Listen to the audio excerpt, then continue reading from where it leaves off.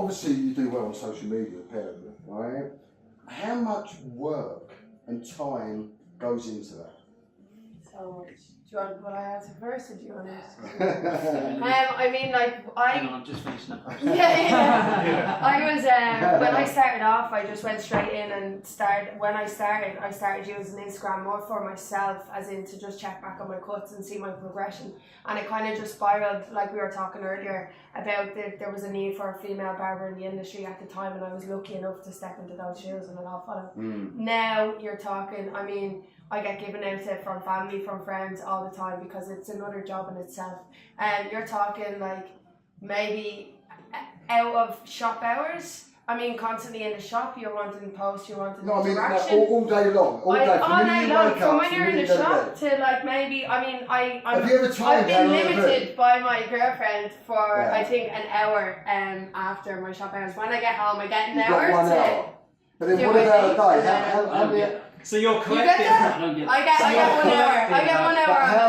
How many hours do you reckon you would spend during the day? Another hour posting, maybe? I mean, I'm constantly during the day replying. Like I have this thing where I need to. I have to reply to every message I get because I just have this like thing where I need to like get. So any message or request, if it's worth replying to, I will try and get back to. That's a lot of work. You got it, exactly. So I mean, you're talking about this in between. If you're doing a haircut, if you're shooting, if you're at an event, you know what I mean. There constantly needs to be interaction, and I mean, it depends on what days. But then when I go home, it's another hour to dedicate and just sort through it all. Make sure it's. So it's constantly on your mind. Yeah. It's like this is a part of my job. I mean, the problem, I mean, it's not a problem. It's a blessing, and it's also it does take over your life. But I mean, when there are so many people, I mean, when you've built up a certain amount of following. You need to constantly give them to feel that there's an interaction there and that you're not just. I mean, I hate this stuff where it's product placement or it's this and I want to sell you this thing and I don't want to do that. You know what I mean? I want to show you my work, show you my growth and how things like this today. I want to show you my learning. With Instagram, like, I know that people get paid a fortune for posts. I mean. What was that? I know, I'm so excited. I need to change. I mean, in things like barbering, you're not going to get that because barbering is a niche and it is a certain people. And most people go on Instagram, I think, for knowledge and for learning or for events. You're not going to get your product placement. Maybe if you were a gorgeous model who was also a barber, then you might get something. But yeah, I mean, it is all day, every day. What do you reckon, Josh? What do you think, mate? What's your view? Definitely not a slave to it. You know, there are times where I post loads of stories. There are times where I don't post one all day. There are times where I haven't posted them on an actual post for weeks. And there are times where I might post 6 in one day. And to be honest with you, I do it based upon how I feel. You know, and I'm not slaving to it. Oh, it's 7 p.m. and it's Sunday and I need to post because if I don't post then I'm going to miss out. And I'm not doing that. And I'm very more organic. Yeah, do you know what? You know, I'm able to offer a lot of inspiration to people out there, and I'm very, very aware of that. And the only thing that I want to get from this is to be able to inspire people and empower people. You know. Through my stories is great because I can get someone to handle it and I can say, look, do you mind just taking a quick story, get this section, get this area, whatever. But if I didn't have that, I probably wouldn't do it. To be honest with you. Again, I'm very, very grateful for the support around me that can help me with it. When it comes to posting now, I literally haven't got a lot of time. Do you have? It's really interesting. Is it Instagram? My one's heavy Instagram, I don't have Facebook. You don't do Facebook, Twitter? No Facebook, Twitter? Do you spend your own, do you have other people for your other, like the academy and the salon, or do you try and organise all that yourself? Like, we all do it amongst ourselves when it comes to the salon page and the academy page, but I'm actually looking at taking someone on from April to kind of be the salon academy manager, which will then bring in one of the parties, which is social content. Yeah. Sure. And I think that shows how much work it is that you need to. There's a job title there for someone. May I ask how has it evolved? Obviously, I've known you for a few years, and obviously back in the early days of Instagram, it was just that one picture. How has it evolved over the last 5 4 years, because obviously now you've got stories, you've got videos, you've got all these content. I see a hell of a lot of big barbers out there. They've got like entire film companies that they're having to The employ. production that goes into it. I find it incredible. Okay, I'm gonna tell you something about work. My Instagram, nothing is remotely professional. Like, I don't even have my own camera, nothing. I have iPhone and that's it. Yeah, I've seen it. You take good pictures of an iPhone, no? Listen, I will take an iPhone picture. Maybe it's good because I know the angle, maybe the hair is good, and that's it. If someone's around me who's got a camera, bruv, let me use the camera, please. I'll go and get the images from him. Yeah, it's very friendly. It's not premeditated. Your stuff. Listen, I would love to have professional videos. I'd love to have professional photos. I'd love to have my Instagram looking so clean, like you see these beautiful pages. But you know what? My page is so relatable, and it makes people think, you know what, I can do that. And that's what I love about the engagement with my followers. Is that it's so real. It's right there in front of you. Oh, so what do you call yourselves? You call yourselves barbers? Male groomers, male hairdressers. What's the title now? Question. Yeah, I mean, you tell me. You tell me. Like, is there a negative connotation? I mean, for me, I don't have the experience of. I don't have hairdressing experience. I don't have. Someone says, what do you do for a living? Barber. What do you do for a living? What would you say? I would generally try. I mean, that depends what country No, I'm if you in. have to use, get me more specific. So when I lived in Berlin, I could never say a barber because a barber just means beard and it just means male. So it wouldn't relate. Right. They don't understand when you say a barber. So I'd have to say a men's hairstylist. Right. But that what was do you call yourself now? I mean, I just call myself my name. No, you must. I know. Just cut hair, So you wouldn't actually. Someone said to you like he's on holiday. I hate turning around and saying I'm an educator or I'm a barber or I'm a stylist. I just don't. I cut hair. I make people feel fantastic. That's it. So you say I cut hair. That's what you say. What do you do for them? No, I cut hair. You cut hair. Yeah. Yeah. Because some barbers are very adamant. I can turn around and say I travel the world.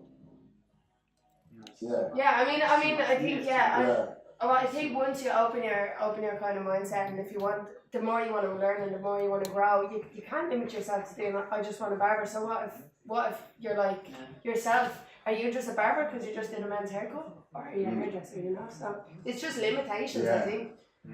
I've got a question for you, and I'd be very interested to know the answer to this. How many fades are you doing now compared to what you was doing a year ago? Ask me about 3 years ago. I can give you a greater response. 3 years ago. In comparison to 3 years ago, a lot more variation in work. A lot more variation in work. I was doing skin fades from 10 years ago. But to see what we're doing now is totally different. There's length here. There's more creative things here. There's tapers, all sorts.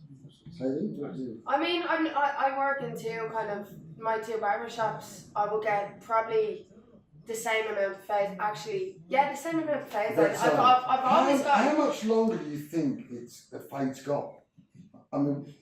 I think there will always be cultures and there will always be a place for fades because you're talking about so many different communities, the Afro communities, but fades are always going to be in because you have a lot of the Afro communities, a lot of different hairstyles. In the 90s, they weren't. In the 90s, no one ever found. Yeah, I mean, fair enough, but I think there will now that people are aware of them and people are knowing them. I think there will be. I don't think they will disappear off the face of the earth. What do you think, Josh? Do you think they'll stick, or do you think they'll run its course and no one? I think they've already run their course. Respectively, they're always going to be there because it's a commercial market. But in terms of, let's say. But that's what I'm talking about, the commercial market though. The commercial market, they're still around, they're flying around. They're still, I mean, look. How long have fades been popular now? Is it 7 years or 8 years? Say again? How long have fades been quite popular? Yeah, I say. I mean, again, you're looking at skin fades. No one was doing them, and that was like why this guy is so good at doing haircuts because he can fade it from the skin to hair. So for me, that was like touching about 8 years ago, and then obviously about 5 years ago, everyone's like. It's interesting, isn't it, to see if it will stick or whether fashion's going to change like it always does. I definitely think there will be trends that will be bigger than fades in the next couple of years. But I don't think I could say they are going to be gone. Mm. Because I guarantee there will probably always be your one client who will come in and ask for a pay. I remember when a number 2 was short. You put a number 2 on someone's hair, that was short. I remember them days and that was. I look back and think, bloody hell, I used to learn that, and now people are learning from scratch. I got suspended from school for having a 0.5. Yeah, exactly. Come out when your hair grows back. I was like, For a fucking, was sweet. now, you're like, Really? That's it? Yeah. Point 5, really? Okay, I've got a quick one for you. Who, in your opinion, is setting trends right now? Is it celebrity? Is it sportsman? Is it Joe Public? We are. Yeah. Ain't no celebrity, ain't no sportsman. We are No, setting trends yeah. ourselves. I think it's more so, I think it's the confidence. I think that the good thing about social media now and our accounts is that people might come in to me and a client with a picture of maybe something Josh has done, or maybe something Kev has done, or maybe, and they've seen on a different barber's page or on Instagram or on social media, and they would show me that picture. They're not really coming in and saying, hey, this is just a Levi's new haircut, give me that. Them guys are gone. They're gone. I think L'Oreal preempted that, didn't they, a few years ago? Remember when they sacked Cheryl Cole from her huge contract? Because I had to write a thing for Alberto Balsam back 10, 12 years ago, and they wanted to know who's setting trends. And I was like, well, obviously it's the celebs. They started. Obviously, this is where it's flipped. Yeah, now we're all saying has, it's Instagram. People are just looking at subjects. I couldn't even give you a footballer who's Really? Yeah, I mean, I don't think, I think the power of social media is so strong, and I think you have access to so many good haircuts and good things out there. I mean, I still think you'll get one celebrity, one cool motherfucking celebrity. That will do something and it'll shit. Alright, but hold on, right, okay, but someone gave Beckham that haircut though, right? You know what I mean? So wasn't it always the barber was setting the trend? They might be getting it, Yeah. Always starts. It's just now you know it. Now you know it's the barber. Celebrity and create something new. I would love to, and to see that kind of roll out. I've done haircuts on average Joes, and I've seen them trend worldwide. So to put it on a celebrity, that will whip. Exactly. Give me a celebrity. Exactly. Does it? Right, shall I leave you with these? Yeah. Sorry. Just to go back on that actually. There was that reality TV program, Geordie Shore. I don't know if you remember it. And a bloke called Gaz was on there, and I knew a guy that knew him that was on the same TV show as him, and I put that little line in right in the corner. And that was when Twitter was very, very popular before Instagram. And that was something that trended around Dublin. And that's what actually got me to Dublin. That trend right there took me to Dublin. That was my first experience internationally.